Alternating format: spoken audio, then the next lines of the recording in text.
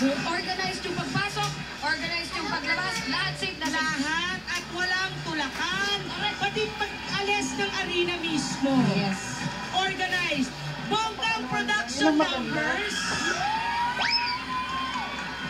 At ang higit sa lahat ng team arena, team bahay, team replay, team abroad, team OFW, team driver, team maton, team bata, team nanay, lola. Buong mundo, sobra-sobra ang kilig ng lahat.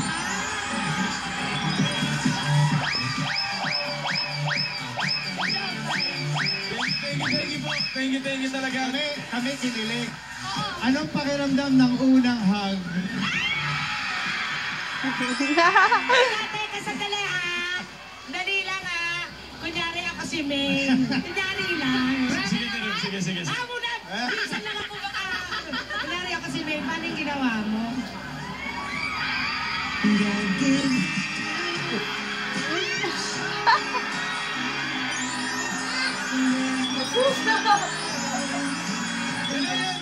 Ngayon ko lang bumitaw.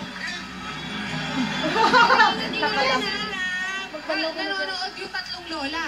Yes, Dali ka, pakilala kita sa atin mga ito. Nagsuot na sila oh. Anong lola? Cute.